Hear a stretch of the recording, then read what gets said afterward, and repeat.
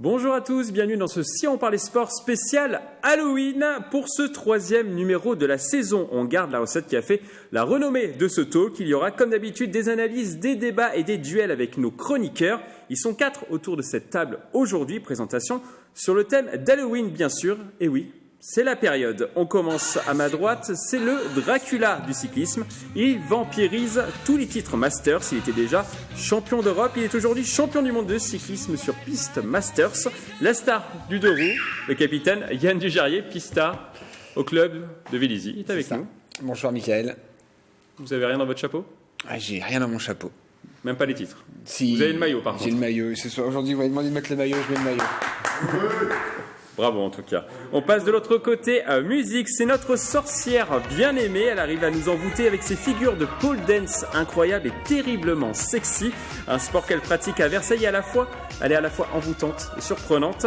Elle est notre ambassadrice de charme, Hélène Delagrange. Comment allez-vous, Hélène ? Très bien, on en perd ses mots. Est-ce que on perd ses mots, vous m'avez troublé en vous retournant, voilà, c'est pour ça.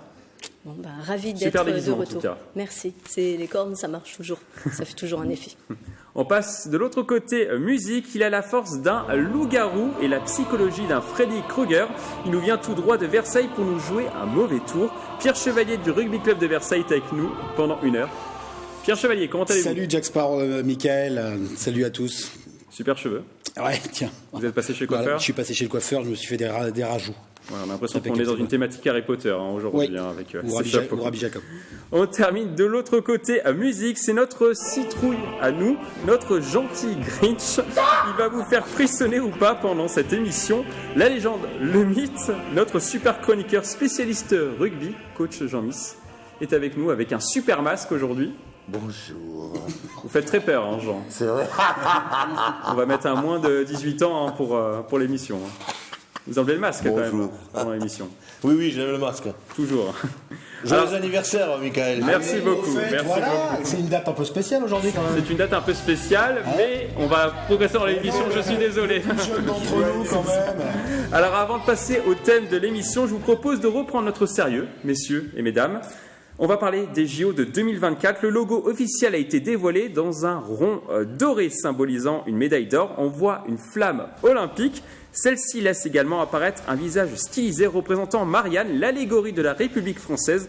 Comme vous pouvez le voir sur ces images, les créateurs veulent donner une identité totale à l'événement et apporter une touche révolutionnaire.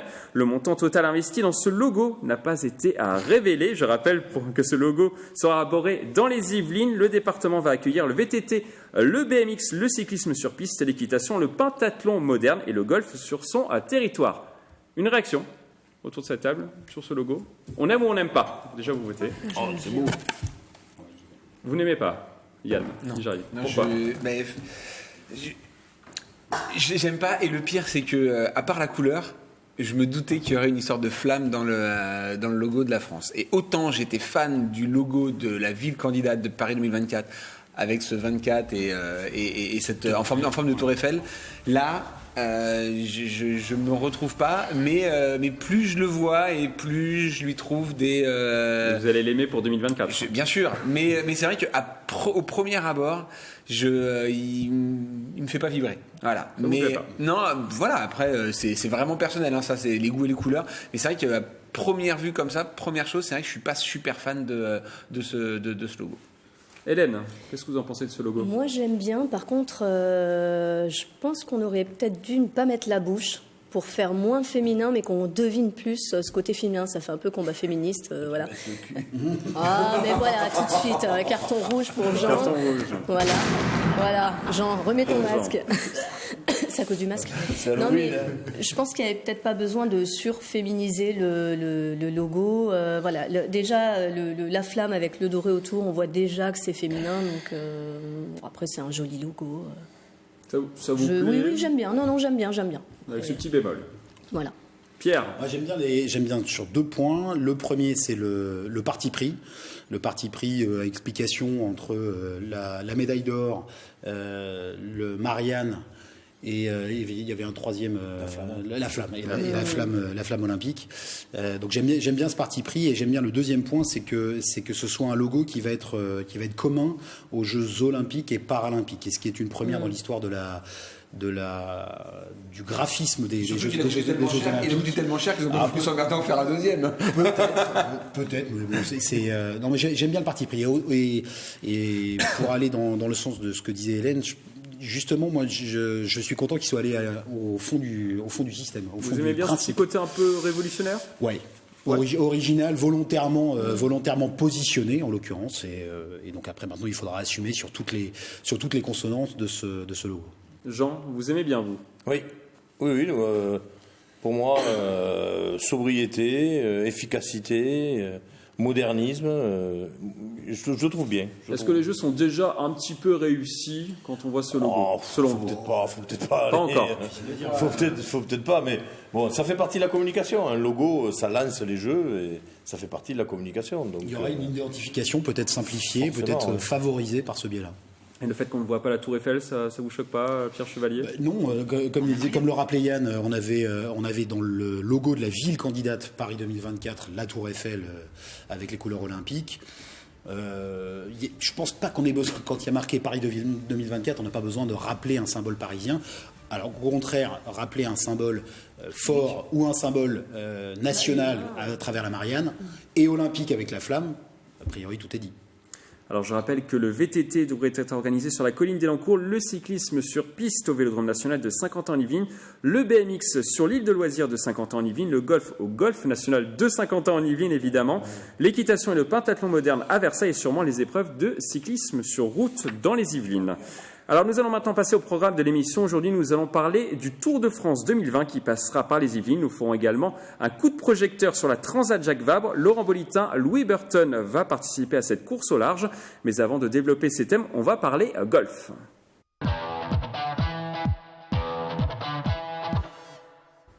On continue donc par du golf. L'Open de France est déroulé du 17 au 20 octobre sur le golf national de Saint-Quentin-en-Yvelines. Ce dimanche 20 octobre, le Belge Nicolas Colsertz disposait de 3 coups d'avance avant d'aborder le dernier tour. Le joueur de 36 ans a réussi à conserver son avance. Nicolas Colsertz remporte au trou numéro 18 cette édition 2019, son premier titre depuis 7 ans. Le golfeur termine 12 coups sous le par avec un coup d'avance. On écoute ses réactions. C'est énormément de joie.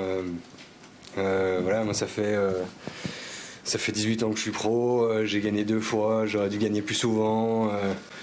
Comme je l'ai déjà dit souvent, voilà, le fait de gagner chez vous c'est génial. J'ai toujours eu un peu l'impression de faire partie du paysage golfique français. De leur côté, les Français n'ont une fois de plus pas réussi à dompter ce parcours de l'Albatros. Les chefs de file de la délégation française Victor Pérez et Benjamin Hébert terminent 16e en -4. C'est un parcours que je connais bien, qui me résiste souvent. Donc cette année, je suis content parce que j'ai quand même réussi à faire une bonne semaine. Nicolas Colsertz est un peu français. Il a joué de nombreux tournois en France. Il a côtoyé des Français sur ses entraînements également. La question sur ce thème, avec cette victoire belge, est-ce que c'est un peu une victoire française finalement ? Oui ou non ? Oui pour Pierre Chevalier. Non, pour. Vous avez pas. On fait un petit duel entre Jean et Pierre. Jean, vous commencez ? Donc pour vous, c'est pas une victoire française. Non, mais s'ils sont belges, ils sont pas français. Donc il n'y a pas besoin d'aller plus loin. Il est franco-belge. Mais franco-belge, non mais où on va ? C'est comme certains de la technique qui se disent français, quoi. Vous faites référence aux personnes qui sont en régie. Patrick Jacques de Dixmude, qui est belge et qui était très content de cette victoire belge. Au château fort. Non, pour moi, ils sont belges, donc franco-belge, j'ai pas le franco-belge. Il est belge, il a gagné, c'est bien. Et voilà, c'est purement français, ça. On essaie à travers ça de cacher la pauvreté du jeu actuel du golf français. Et non, c'est pas la France qui a gagné, c'est la Belgique.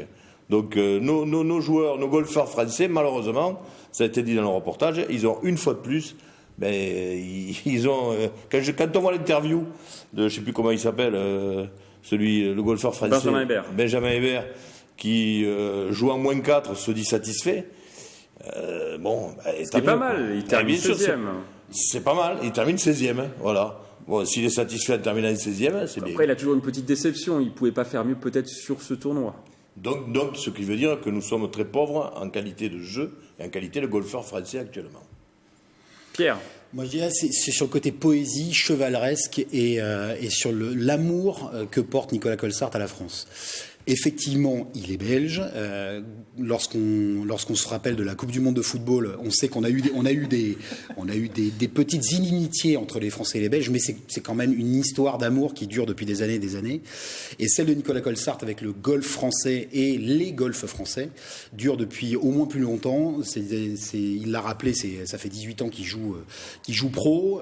Il est très souvent chez nous. Il connaît par cœur les golfeurs français. Et alors effectivement, on se satisfait de ça, c'est vrai. Mais le personnage en lui-même est tellement attachant, tellement authentique, tellement fort. Il est passé par tous les états mentaux. Aucune victoire en 7 ans, je le rappelle. Hein. Il a traversé le désert et c'était souvent en France. C'était souvent les portes du désert étaient souvent en France. Là, il y a qu'à voir en fait l'engouement et l'attachement qu'il y a eu pour Colsaert pendant les 4 jours de l'Open. Notamment, il était en tête sur les deux premiers jours. Le dimanche, il se retrouve un peu relégué derrière un Danois. Et puis il fait deux coups de vis de 12 sur son driver. Revoilà la sous-préfète et puis hop, il repasse en tête au 17 sur le green du 17. Et donc oui, il n'a pas la nationalité française, mais il a un cœur français, il a des amis français. Il l'a dit avec une émotion incroyable sur le green du 18 et puis après en conférence de presse. Ça fait tellement longtemps qu'il attendait, ça fait tellement longtemps qu'il nous drague en fait sur le golf français. Et puis on se satisfait de ça sur cette édition de transition en disant c'est pas un Français qui a gagné, c'est pas un Français qui a performé. On aurait adoré les voir évidemment, c'était une année pour eux théoriquement, mais c'est un francophone qui gagne et moi j'ai envie d'y voir un joli clin d'œil. Hélène, qui vous a convaincu ? Jean ou Pierre? Je vais dire Jean, parce que j'ai peur. Jean, depuis tout à l'heure, il a une main coupée quand même, donc je vais dire Jean. Mais non, mais quand même, c'est pas parce qu'on aime bien aller voir les filles en Hollande qu'on est hollandais, par exemple. Puis bon, la Belgique, c'est pas une province La Belgique, française. on parle de Belgique, pas de Hollande. Oui, mais c'est pareil. Lui, il dit parce qu'il y a longtemps qu'il vient en France. Non, Yann. Complètement d'accord avec Jean. C'est typiquement français. Je me souviens de Marie Pierce, qui est américaine quand même à la base, que l'on a rattrapée pour devenir française. Et je me souviens d'une blague des Guignols à l'époque où en fait quand elle rentrait sur le cours pour Marie-France Percé, voilà, j'avais adoré cette fameuse blague. C'est vrai que c'est typiquement français. En Formule 1 en ce moment, il y a un jeune monégasque qui performe très très bien. Charles Leclerc. Bon, voilà, ça y est, il est devenu français. Moi, je suis désolé, quand Philippe Gilbert gagne un monument au cyclisme, pour moi il est belge, il n'est pas français, hein, donc il est hors de question de dire cocorico quand nos Français ont échoué sur un tournoi comme celui-ci. C'est comme si. Bon, après, c'est pas une victoire française. Demandez aux Belges. En conférence de presse, il a dit que Demandez aux Belges, je ne sais pas qu'il est français. Non, même si notre Belge en régie, Patrick Jacques de Dixmude, je le rappelle. Mais il y a eu assez peu de retours et de retombées sur le golfe belge et côté de la Belgique. Hein. Il y a finalement moins de retours qu'en France. C'est l'Open de France, certes, mais il n'y a pas eu trop de récupération sur une victoire belge à l'Open de France. Est-ce qu'on se console finalement avec ce qu'on a, finalement finalement, Yann Jarry. Ça, je suis d'accord avec Jean et Yann, c'est français. C'est français, c'était une édition. Romain Langasque a terminé 18e, Grégory Bourdi termine 29e, Victor Dubuisson a terminé 77e, Alexander Lévy n'a même pas passé le cut. Finalement, on se contente d'un Belge qui vient sur le territoire français. Oui, c'est ça. Sur le premier jour du jeudi, Hébert et Langasque étaient bien placés. Ils ont fait un bon premier tour et puis ça a explosé derrière avec un parcours du golf national qui se défend extrêmement bien et qui les a hachés les uns après les autres. Donc là, oui, on se contente de ce qu'on a. Finalement, Victor Pérez et Benjamin Hébert qui ont performé, qui ont terminé à 16e. Il faut quand même rappeler, une compétition de golf, c'est quand même très très long. C'est 4 jours, c'est du jeudi au dimanche. Les mecs passent 4 fois et à la fin, ça se joue souvent à un coup, quoi. C'est le cas. C'est très très très régulier. Entre le premier et le deuxième, même parfois, il y a un coup supplémentaire sur un trou pour pouvoir aller séparer le premier du second. C'est quand même un sport qui est... c'est un sprint final, mais avec une très très longue étape avant. Rien n'est jamais fini. Sur le dernier tour le dimanche, Hansen, qui était en tête depuis le milieu du dernier tour, du 4e tour, fait un double bogey sur le 17 et Colsaert apprend sur le 17 qu'il est repassé en tête. Il lui reste un trou à jouer pour pouvoir remporter. Moins 12. Rapidement, un petit mot sur les Français. Est-ce que finalement c'était l'année ou jamais? Il n'y avait pas forcément des grosses têtes d'affiche, des Rory McIlroy comme il y a eu dans le passé, des Justin Thomas. Est-ce qu'ils ont raté le coche finalement? Pour moi, non. Pour moi, ils n'ont pas raté le coche, puisque, encore une fois, à moins 4, ils s'estiment. Parce que peut-être que l'année prochaine, le tournoi sera plus compliqué. Il n'y a eu qu'une seule victoire française en 10 ans avec Thomas Levé. Mais voilà, en 2011 l'Open de France. Je pense qu'aujourd'hui, je le répète, notre golf en France. C'était à 50 ans, Niville. C'était à 50 ans, d'accord. Et je pense que notre. En sautant dans l'obstacle d'eau. Notre golf actuellement n'est pas au niveau. La preuve. Moins 12 pour le vainqueur, moins 4. Et est-ce qu'ils ont raté le coche finalement sur cette édition-là? Je ne pense pas. Je ne pense pas. Je pense que les plateaux sont pas si relevés que ça. Il y a eu que l'année dernière, année de pré-Ryder Cup, où il y a eu vraiment du monde sur le parcours du national. Mais c'est pas un Decador qui gagne. C'est Noren quand même, joueur de Ryder Cup. Mais quand Levé gagne en 2011, il n'y a pas un plateau ultra relevé. C'est simplement la fibre nationale qui prend le relais. Et c'était l'année de Thomas, comme c'était l'année de Rémézy, deux fois de suite avant les années 2010, mais ils n'ont pas forcément raté le coche. Ceci dit, uniquement dans les conditions. Les conditions, ils connaissaient mieux que les joueurs américains par exemple ou européens, les autres européens. Ils auraient pu, là, vu le contingent, ils auraient pu gagner là, à ce moment-là. Le rire a retenti. Juste une petite séquence avant de refermer cette première thématique. J'aimerais qu'on insiste sur un petit moment émotion. Nicolas Colsaert arrive en conférence de presse et il partage ce moment avec sa femme. Regardez cette séquence. Hey Doudou, viens faire quelque chose. Ouais. Hélène, qu'est-ce que vous en pensez? C'est mignon. C'est mignon? Non, mais de toute façon, c'est mignon. Ils partagent et ça touche toujours les téléspectateurs et puis la presse aussi d'assister à des moments un peu perso comme ça. Donc c'est mignon. Et puis il a bien raison de partager. Il a gagné.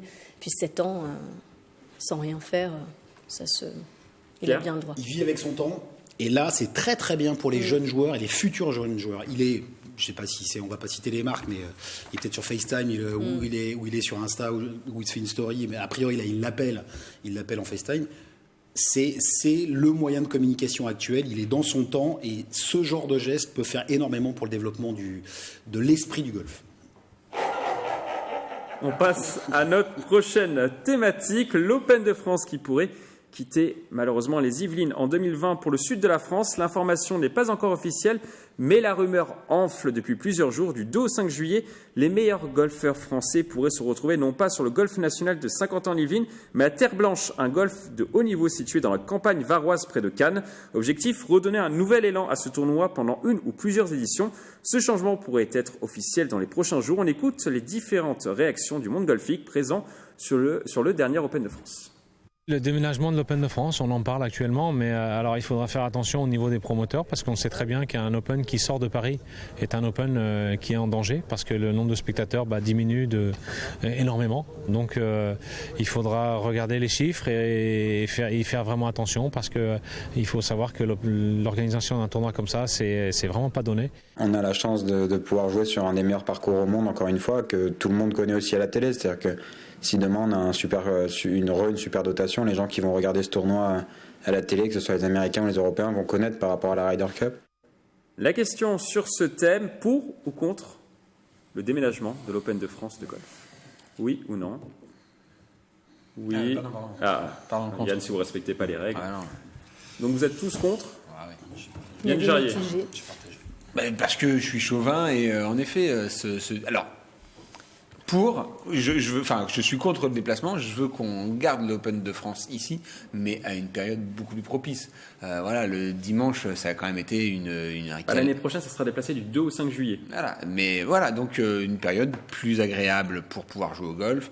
Pour les spectateurs aussi, parce qu'on voit bien sur les images de prise de haut qu'il y avait quand même pas foule sur le parcours en tant que spectateur. À 20 000 personnes à peu près.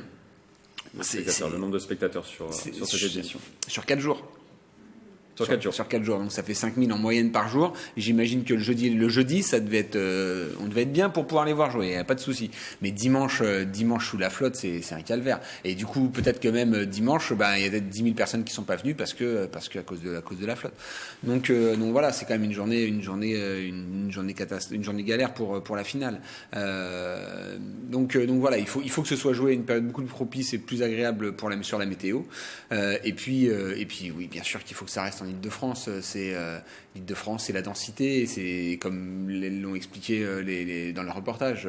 S'ils vont ailleurs, il y aura même pas 5000 personnes sur les 4 jours, quoi. Donc il faut rester ici, et il faut faire en sorte et mettre tout en place pour conserver l'Open de France en région parisienne.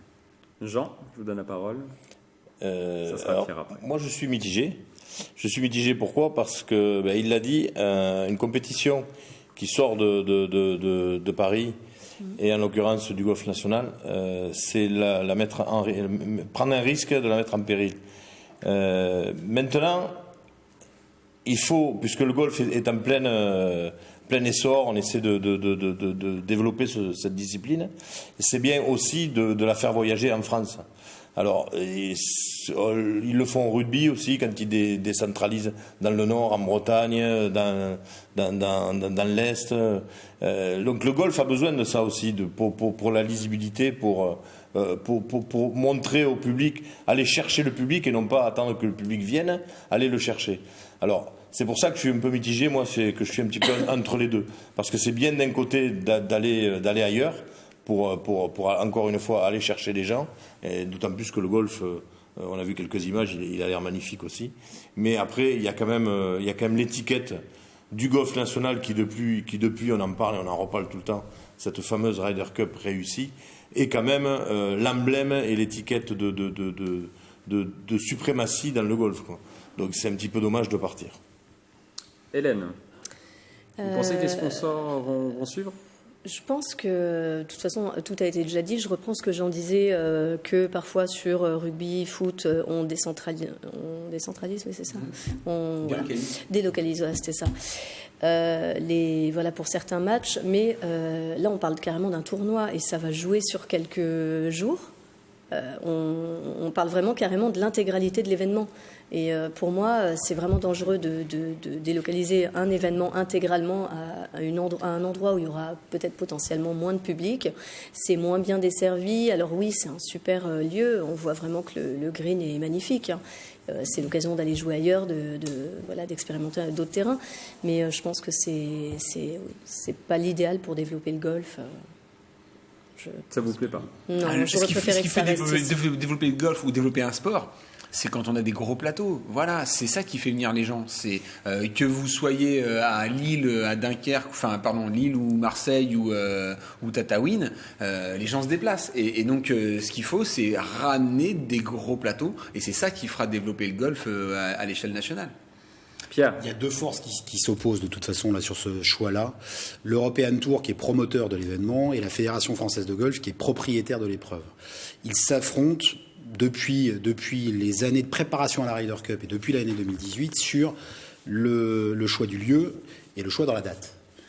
Et là-dessus, il y a un premier positionnement qui a été de dire en 2020, année olympique. Donc année olympique qui bouleverse pas mal le calendrier 2020. On le remet en juillet, du 2 au 5 juillet. 2021 et 2022, c'est pas encore défini et c'est loin d'être gagné. Et en termes de lieu, effectivement, l'European Tour, à travers son exécutif directeur Keith Paley, dit ça se voit souvent qu'un Open national puisse être itinérant et puisse être délocalisé parfois, éventuellement pour aller à la rencontre du public dans d'autres lieux. Ce qu'il faut surtout c'est le cas parfois dans les majeurs, par exemple. Oui, l'Open britannique, il ne se joue jamais au même endroit. C'est toujours dans un golf britannique, mais pas toujours le même. Ça peut revenir des années suivantes, mais c'est pas chaque année la même chose. Et ce dont il faut se souvenir, c'est que le Terre Blanche est un resort qui a été estampillé European Tour Venue, c'est-à-dire un parcours qui est soit pour les touring pro, soit pour les tournois, qui est un petit peu packagé European Tour. Donc c'est pour ça qu'ils voudraient mettre en avant. Approuvé par l'European Tour, c'est ça. Qu'ils voudraient mettre en avant ce lieu-là. Donc on parle de ça. Néanmoins, Jean-Loup Charon, le président de la Fédération française de golf, jeudi dernier, devant des professionnels de golf, nous a dit, il nous a rappelé son attachement personnel et l'attachement de la Fédération française de golf de l'Open de France au golf national. Pour terminer, je dirais que en plus, mais qui ne s'est pas tranché, puisqu'on en parle vraiment beaucoup. Lui, il a démenti, mais l'European Tour a encore son mot à dire. Ce qu'il faut aussi rappeler, c'est que dans un monde idéal, on a cette épreuve-là qui se joue sur le parcours de la Ryder Cup. Parce que justement c'est devenu une icône au niveau mondial. Keith Pelley dit lui, ce n'est pas l'héritage de la Ryder Cup, c'est pas l'Open de France, c'est les retombées économiques et tout ce que la Ryder Cup a permis de faire, et notamment il parlait des petites structures, des 100 petites structures qui ont été construites dans cet axe-là, et les European Tour Venue, comme le complexe de Terre Blanche. Donc à suivre, ça va dépendre de savoir qui a le plus d'influence. Est-ce qu'il y aura du monde surtout? Alors là, dans le sud, tout le monde le rappelait à juste titre. Ça sera une période de vacances. Déjà, et c'est le début des vacances. Mais on a un tiers des licenciés. En fait, c'est ça, un tiers des licenciés qui sont en Île-de-France. La réussite, elle est généralement de ce côté-là. La deuxième région en termes de concentration, c'est PACA, la Provence-Alpes-Côte d'Azur. Donc il y aura moins de monde, c'est sûr, mais de là à dire qu'il n'y aura personne, non pas a priori. Et le site, l'Open de France n'a pas toujours été dans les Yvelines. Il s'est déroulé à Chantilly en 1913, au Touquet en 1921, à Dieppe en 23, à Deauville, à Lyon. Il est à 51 Yvelines depuis 91, mais là encore, il y a eu des itinérances en 99 au Médoc ou à Lyon en 2001. Donc ce n'est pas forcément obligatoire d'organiser l'Open de France ici à Guyancourt. Je retiens quelque chose de ton intervention, c'est que apparemment le tournoi olympique est problématique dans le calendrier golfique. N'hésitez pas à laisser votre place au niveau du CIO, ça arrangera beaucoup de monde. Hélène, on conclut avec vous. Donc finalement, on le garde ici dans les Yvelines. Ouais, j'aurais bien aimé. Maintenant, on verra si la région PACA est une région où il y a vraiment beaucoup de licenciés. Il y aura forcément quand même du monde, mais c'est sûr qu'on rassemblera moins de monde là-bas qu'ici. Voilà. Après, il faut voir. Ça sera peut-être qu'une année, plusieurs années. S'il y a du succès, il y aura plusieurs années. On aura les réponses bientôt. Donc, voilà. Dans les prochaines semaines. On va passer maintenant à notre page coup de projecteur.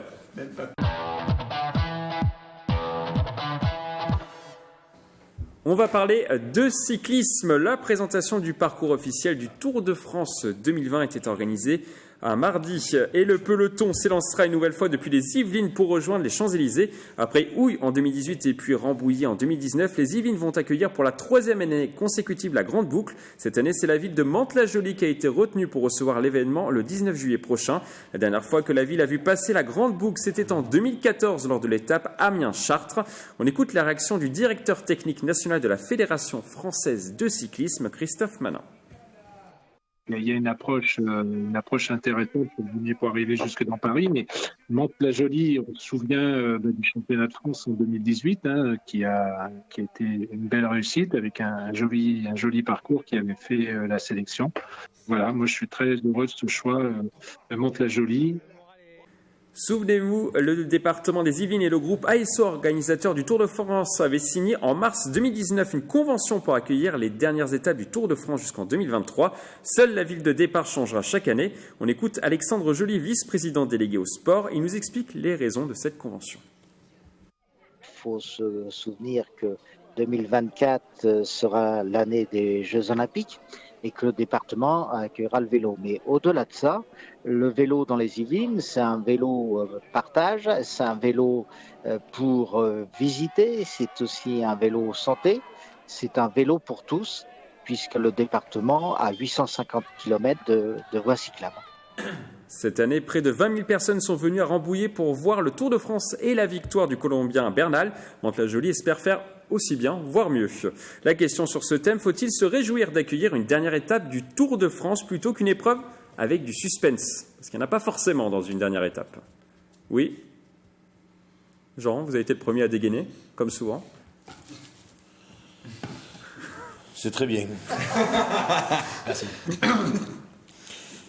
Non, mais du suspense. De toute façon, si vous êtes allé déjà voir l'étape du Tour de France, mis à part les étapes en montagne, vous ne voyez pas grand-chose. Hein, parce que ça passe à une vitesse pas possible. Donc, je pense que c'est plus l'attrait de la course par elle-même que le côté visuel.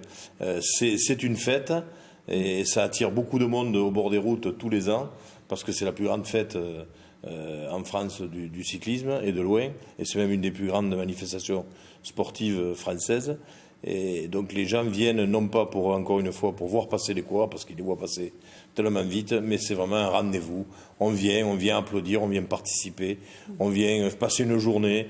Vous voyez il y en a qui viennent avec le casse-croûte, et voilà quoi. Alors arrivé après à l'étape, c'est les goodies, les signatures, la caravane, et voilà quoi. C'est la magie du Tour de France. Donc c'est très bien votre amour pour le cyclisme. Ça se passe, c'est très bien que ça se passe dans les Yvelines. Hélène, vous êtes du même avis que Jean? Oui, c'est ce que Jean disait, c'est plus il fait peur l'ambiance. aujourd'hui, hein. Oui, mais là, il a enlevé son masque. Non, les gens viennent pour l'ambiance, pas forcément pour le spectacle. On est rarement au moment où il y a une action ou quelque chose. On peut pas observer ça au milieu des gens. On se gratte pas le nez. Non, voilà, c'est plutôt l'ambiance. Donc, et puis une fin d'étape.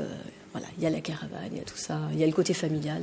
Yann, je vais vous passer la parole juste avant Pierre Chevalier. Moi, je suis quasiment sûr qu'il y a autant d'audience sur une dernière étape, avec les Champs-Élysées, Paris, la remise du maillot, toutes les routes de la vallée de Chevreuse qu'on connaît, les routes parisiennes, et justement, éventuellement, le sprint, où ça peut encore bastonner un petit peu sur les ronds-points des Champs, que sur les autres étapes du Tour. Effectivement, Jean le rappelait, en montagne, oui, là, il y a du suspense, mais en gros, je pense que même les spectateurs voient mieux, puisqu'ils passent plusieurs fois devant sur les Champs-Élysées, donc ils voient beaucoup mieux.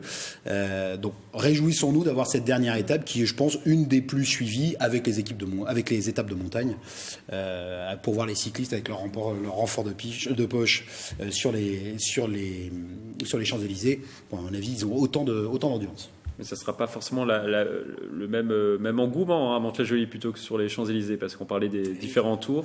Alors moi, sur les Champs-Élysées, à Mantes-la-Jolie, ils vont partir, ils ne reviendront pas. Hein. Justement, j'ai été sur le départ. Moi, pas cette année, en tout cas. J'ai déjà été sur le départ d'une dernière étape.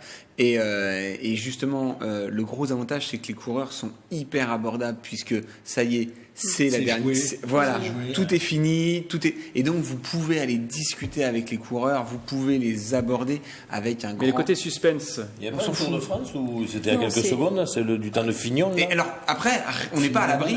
C'était bien sûr Fignon-Lémone, c'était à 8 secondes, mais c'était une étape contre la montre. Et justement, on n'est pas à l'abri que ASO nous refasse une dernière étape contre la montre à un moment ou à un autre. ASO qui est organisateur du Tour de France. Et donc il y a toujours le contre la montre, c'est très souvent l'avant-dernier jour du tour, voilà. Ils l'ont fait pendant très très longtemps, ça s'est un petit peu abandonné dernièrement, mais je crois que là, l'avant-dernière étape sera un contre-la-montre. Donc pourquoi pas, dans les 3-4 prochaines années, avoir un contre-la-montre sur la dernière étape, ça pourrait, et là on aurait un vrai suspense. Et il faudrait faire un départ de Saint-Quentin ou un départ de Versailles pour avoir une distance qui correspondrait à un contre-la-montre. Moi je me souviens m'être déplacé une année, le dernier contre-la-montre qui a eu lieu en Ile-de-France, c'était à Marne-la-Vallée. Et oui, en effet, là, vous passez une journée complète pour voir les coureurs. Dès le matin, vous voyez les mecs passer pour faire les reconnaissances. Et c'est vrai que vous passez une très très bonne journée. Donc c'est positif. Oui, bien sûr. Mais vraiment, pareil, comme tout à l'heure, j'aimerais qu'on puisse avoir un contre-la-montre sur une étape dans les Yvelines. Ce serait vraiment très très sympa en Ile-de-France, parce que ça fait très longtemps que ça n'a pas été fait. Le dernier date de au moins 20 ans en Ile-de-France. Vous avez des infos sur le parcours ou pas du tout? Des infos sur les prochains parcours? Sur le parcours. Alors moi, par contre, je peux vous donner. C'est Mantes-la-Jolie à Paris. Non, pas du tout. Pas du tout. Et je trouve d'ailleurs que Mantes-la-Jolie, pour moi, c'est trop loin de Paris. On sait que le dernier. Rambouillet, c'était quand même assez loin de Paris également. Comment? Rambouillet. Et voilà, pour moi, Rambouillet, Mantes-la-Jolie, ce sont des villes qui sont trop éloignées de Paris. Et on sait que la dernière étape, c'est une étape parade. Et donc, du coup, quand vous êtes devant la télé et que pendant 3 heures, les mecs se promènent dans la campagne yvelinoise, c'est un peu rébarbatif. C'est plus sur un Versailles-Paris. Voilà. Et par contre, c'est vrai que mine de rien, la course est belle quand les mecs arrivent sur les champs et qui commencent à envoyer, à mettre en route. Là, on a toujours une très belle étape. Et moi, j'encourage les gens à aller sur les Champs-Élysées parce que oui, en effet, comme tu le disais, on les voit passer 2 fois à chaque tour et le spectacle est vraiment sympa. C'est pour ça que vous avez privilégié le cyclisme sur piste pour qu'on vous voit souvent passer. L'avantage de la piste, c'est que quand on est en vélodrome, on voit. Le problème, c'est qu'il n'y a personne dans les tribunes. L'avantage de la piste, c'est que l'on voit la course tout entière. Il n'y a pas un moment où on ne voit plus les coureurs. Et ça, c'est vrai que c'est quand même quelque chose de très très appréciable pour les spectateurs. On va passer à notre prochaine thématique. On passe à notre page résultats.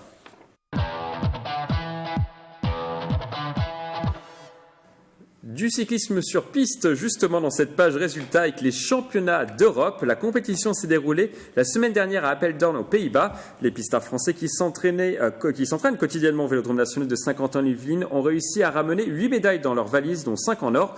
Mention spéciale à la pistarde de 20 ans Mathilde Gros. Elle remporte l'or sur le keirin. Mention spéciale également à Quentin Lafargue du VCE Sky qui remporte l'or sur le kilomètre. Pour rappel, cette épreuve comptera dans le processus de qualification pour les Jeux Olympiques de Tokyo l'année prochaine. La question sur ce thème, les Français sont-ils prêts pour les JO de Tokyo? Quand on voit ces résultats, 8 médailles, dont 5 en or, c'est dans un an. Oui, non, mais on n'est pas bête. Partagez, on fait un petit duel entre Jean et Yann. Jean-Yann. Yann, vous commencez. Prêt pour les JO, c'est dans un an. Août l'année prochaine, donc c'est quand même encore très très loin. Ce n'est qu'un championnat d'Europe, même si les meilleures nations sont les nations européennes, mais on a souvent vu des nations ne pas envoyer leurs meilleurs athlètes sur des championnats d'Europe pour pouvoir faire découvrir le contexte de haut niveau à des futurs en devenir. Alors je suis super content pour Quentin Lafargue qui confirme son titre de champion du monde et avec un super chrono en 1.00 sur le premier tour. J'ai pas le chrono de la finale, mais voilà, très très beau chrono en qualif. Mathilde qui confirme aussi sur le keirin son 2e titre de championne d'Europe. Elle est attendue et c'est bien de pouvoir répondre quand on est attendu et quand elle a une grosse déception sur la vitesse puisqu'elle est éliminée en quart de finale. Voilà, moi je peux pas te dire qu'ils sont déjà prêts parce que en 10 mois il va se passer énormément de choses et il y a encore énormément de blocs de travail à réaliser pour les sprinters, donc ça va être vraiment très très très très long. Laissons-leur le temps, brûlons pas les étapes et c'est pour ça que je mets mitigé parce que c'est une belle réussite ce championnat. Ça fait longtemps qu'on n'a pas eu autant de médailles d'or sur un championnat international. Donc ne gâchons pas notre plaisir. Prenons ça avec grande satisfaction. Bravo les gars, vous avez fait le job. Mais voilà, pour les JO, il reste encore du boulot. Les JO, c'est dans 10 mois. Et la fin de préparation est très très importante. Je l'ai encore goûté. En l'espace de 10 jours, vous pouvez gagner 3 dixièmes sur un 200 mètres si vous faites bien le final. Donc voilà, il y a encore beaucoup de travail. Jean, c'est à vous. Il a répondu pour moi, il a fait mon boulot. Parce qu'il dit qu'ils ne sont pas prêts, mais ils viennent de donner le palmarès. Et ils ont fait que des très bons résultats. En plus, ils sont jeunes. Mathilde Gros, 20 ans. 20 ans. Le deuxième que tu as cité, Quentin 28 ans. Mais c'est bon. Oui, non. 27 ans quand même. Il n'est plus. Parce que C'était hier pour vous, 27 ans C'était il n'y a pas longtemps. Jean. C'était il n'y a pas longtemps, avant-hier. Non, mais pour moi, il y a... Quentin, c'est plus une révélation, c'est une confirmation. Voilà. Pour moi, ça fait quand même un petit moment qu'on en parle sur ce plateau de ces cyclistes-là. Et puis, alors, elle a été blessée à un moment donné, Mathilde, et là, on voit qu'elle revient au niveau international. Elle confirme avec son titre de championne d'Europe. Et je crois que là, elle est en progression constante. Et au contraire, moi, je trouve à travers leurs résultats au championnat d'Europe, ils confirment leur bonne forme et leur progression. Et ils vont arriver aux Jeux Olympiques. Moi, je mets le pari aujourd'hui, ici, là, qu'on aura énormément de médailles avec ces sportifs-là aux Jeux Olympiques. Il y a eu 8 médailles, dont 5 en or. Est-ce qu'ils font aussi bien? Je dis pas aussi bien, mais je pense qu'il y aura des médailles d'or, c'est certain. Hélène. Oui, c'était ça la question. Il me semblait bien que Mathilde avait été blessée. Elle a été blessée, effectivement. Il fallait me demander, je suis un spécialiste du vélo. Mais il l'a redit, donc c'était bien ça. Elle peut se sentir encouragée d'avoir réussi, d'avoir réussi championnat du monde, d'Europe là. Et puis ça récompense tout le travail qu'elle a fourni en s'exilant pour. Elle est partie au Japon également pour s'entraîner sur le Keirin. On voit que ça paye. Hein. Oui, non mais c'est très bien. Pierre. 20 ans, c'est l'avenir devant elle. Effectivement, on en parle, Jean l'a rappelé, on en parle souvent sur ce plateau-là. Et je suis d'accord avec les deux, finalement. Yann rappelait de ne pas bouder son plaisir, parce que finalement, les titres sont pas si fréquents quand même, et en plus pas volés. Il reste un an. Dans le mental et dans la préparation même physique, c'est toujours mieux de glaner un titre un an avant les JO. On sait que le contexte va être différent, que les Jeux Olympiques, c'est une exposition et une pression qui vont être différentes. Néanmoins, arriver avec un titre de championne d'Europe, de champion d'Europe, individuel, équipe, c'est tout bon pour le mental. Donc, dire qu'ils sont 100% prêts, sûrement pas. En un an, il peut se passer plein de choses. Il faut qu'ils se maintiennent à ce niveau-là. Mais en tout cas, pour le mental, c'est un grand pas en avant pour se préparer aux Jeux. Yann Dujarrier, il faut garder cette équipe de France. Pour les pas JO, faire le changement. Là, pour les JO, maintenant, on est à 10 mois. On verrouille tout, c'est fini. J'aimerais que, en effet, cela se passe comme ça en France, mais malheureusement, c'est pas le cas. C'est-à-dire qu'on va les mettre en compétition tous jusqu'au dernier moment, et comme ça a toujours été fait, et malheureusement, c'est pas les meilleures conditions pour préparer les athlètes. Un athlète, voilà, on lui dit, il faut que tu te prépares pour tel moment, et à tel moment, il faudra que tu seras au top. Là, pendant les 10 prochains mois, on va leur dire, la sélection, elle va être là. Il va falloir que tu sois bien à ce moment-là. Il va falloir que tu sois... Et c'est pas possible. On peut pas avoir des pics de forme. On peut pas avoir des pics. Non, en plus sans garantie, parce que au dernier moment, on peut, même si tu as été le meilleur au mois de mars parce que c'était les championnats du monde, on peut te bordurer pour les Jeux Olympiques. C'est arrivé à plein d'athlètes, plein de fois, et c'est vraiment dommage. Dites-leur, voilà, toi tu feras les championnats du monde, toi tu feras les Jeux Olympiques, et faites-les courir pour être au top. Après, il y a une équipe à faire également. Il y a une équipe à faire. Une équipe, par exemple, en vitesse par équipe, il faut composer avec différents cyclistes, différents caractères également. Et alors non, parce que sur une vitesse par équipe, sur une vitesse par équipe, oui, vous courez pour les copains, mais vous courez. Tout le monde court pour gagner quand vous êtes au départ d'une compétition. Donc que vous soyez avec quelqu'un que vous n'aimez pas ou que quelqu'un que vous allez quand même vous dépouiller pour mettre l'équipe dans les meilleures conditions et pour pouvoir gagner à titre personnel. Maintenant, le problème qu'il y a, c'est que le règlement olympique est hyper compliqué. C'est complètement différent des quotas des championnats du monde. Vous ne pouvez pas emmener le nombre d'athlètes que vous désirez, et un athlète qui fait une compétition devra faire automatiquement la vitesse par équipe. Et s'il ne fait pas de compétition sur la piste, il faut quasiment lui faire une course sur la route, ce qu'on a déjà vu, pour pouvoir faire la compétition par équipe. C'est hyper compliqué, et c'est pour ça que si le golf pouvait laisser quelques places pour simplifier les quotas du cyclisme sur piste, ce serait bien. Mais voilà, donc c'est vrai qu'il y a beaucoup de paramètres qui ne simplifient pas les choix des sélectionneurs. Mais c'est vrai qu'aujourd'hui, je trouve dommage de ne pas dire à des jeunes compétiteurs que ils auront leur place et qu'ils n'ont que ça à jouer et qu'ils n'ont que ça à préparer. Je trouve ça un petit peu dommage. Vous êtes d'accord, Jean? Vous êtes très attentif depuis tout à l'heure. Oui, c'est vrai. Vous avez l'impression? Un peu trop même. Oui, non, mais j'écoutais, je buvais les paroles de Yann, c'est le spécialiste du cyclisme. Champion du monde. Master, on le rappelle. On passe maintenant à notre dernière rubrique, la virgule débat.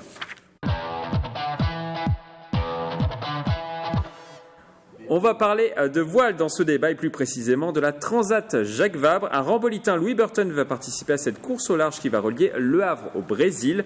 Le navigateur sera en duo avec l'un de ses amis de toujours, Davy Baudard. Le départ sera donné ce dimanche 27 octobre depuis Le Havre. Louis Burton et son coéquipier devraient arriver à la mi-novembre au Brésil s'il n'y a pas de problème sur l'eau. On écoute Louis Burton. C'est un objectif en soi puisque c'est à mes yeux la troisième course la plus importante du plateau après le Vendée Globe et la Route du Rhum. Donc il y a vraiment de l'enjeu, on est attendu sur cette course, on va être une trentaine de bateaux de la catégorie IMOCA.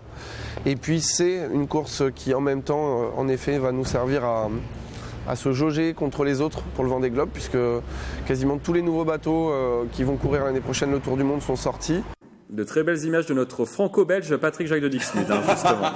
Louis Burton a déjà participé à 2 transats Jacques Vabre en 2013. Il termine 5e et il a terminé 9e en 2015. La question sur ce thème, doit-il passer un palier? Oui ou non? Joker. Sur l'eau, ça va être difficile. Oui ou non? Il a terminé 5e en 2013, 9e en 2015, il a 35 ans. Il prend un palier de moi à chaque fois là, donc. Camoulox. Dans l'absolu, il faudrait. Hein. Ouais, on lui souhaite de passer un palier, un beau podium, ce serait formidable, surtout à l'approche du Vendée Globe qui souhaite faire sera l'année prochaine. Qui sera l'année prochaine. Moi, j'ai commencé à voir des images des nouveaux bateaux. C'est magnifique, quoi. Même quand on n'est pas.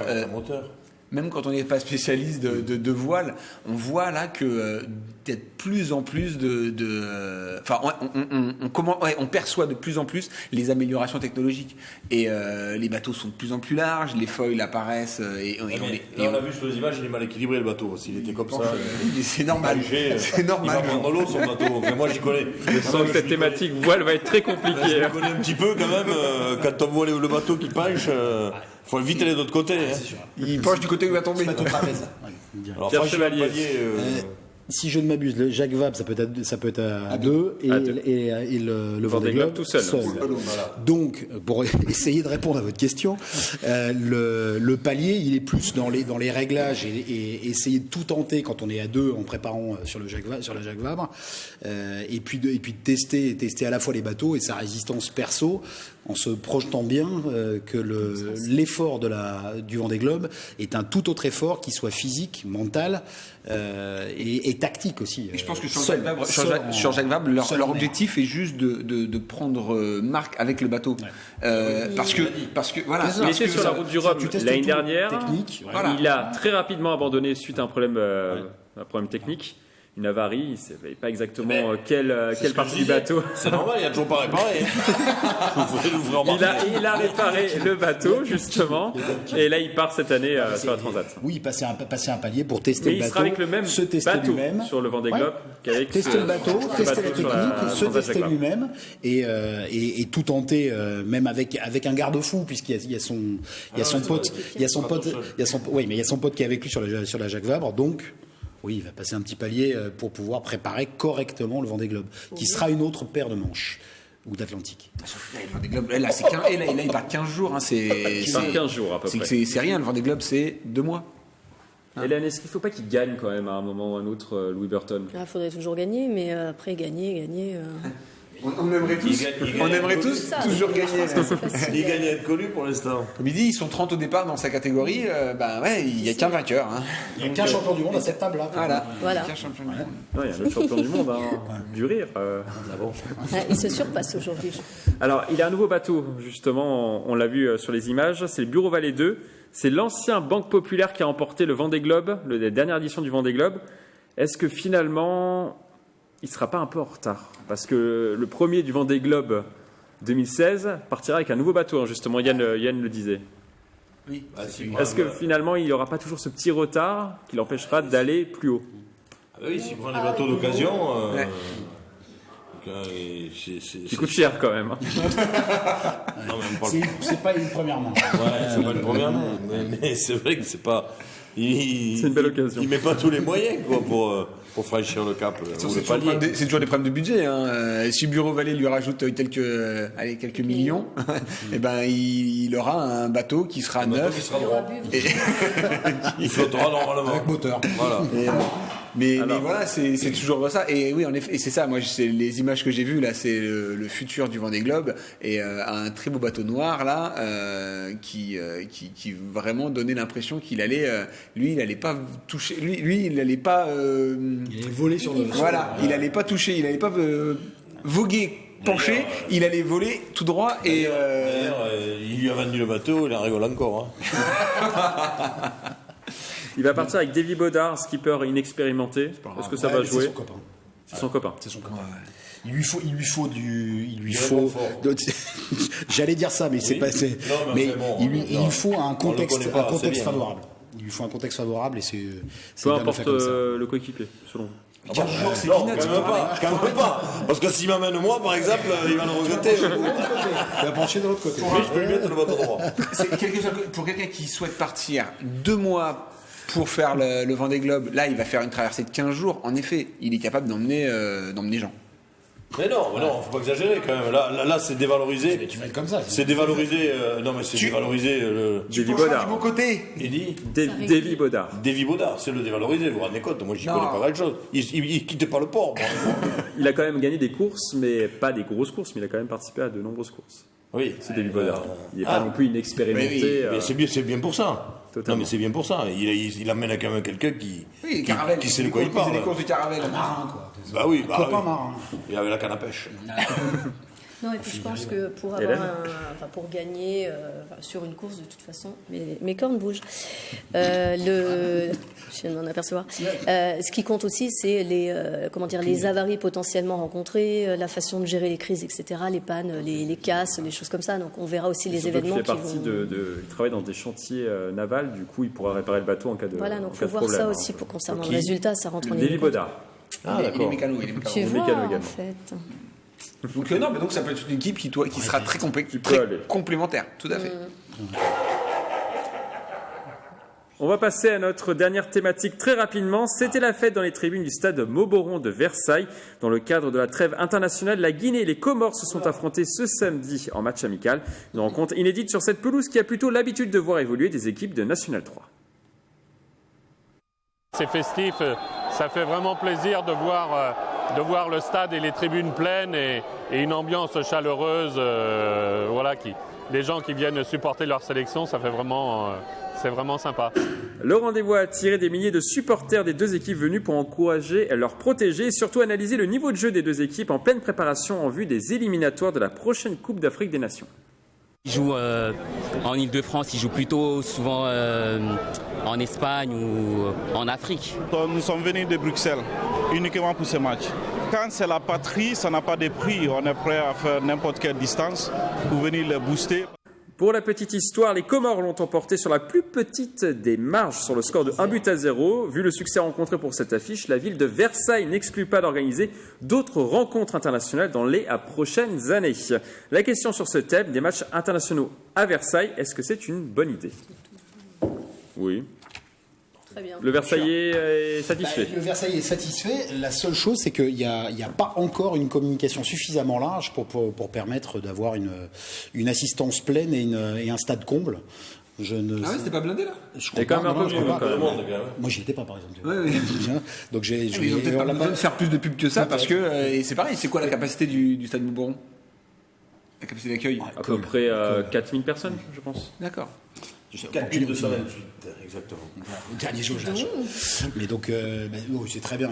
Toutes les occasions qui peuvent ramener du monde sur du sport national, départemental, international, notamment à Versailles, c'est une très bonne chose, très bonne exposition, et notamment pour les supporters des deux équipes. Il faut bien calibrer quand même, parce que justement, 4000 places, ça veut dire qu'on ne peut pas faire un France-Brésil, par exemple. C'est pas possible. On ne peut pas faire un...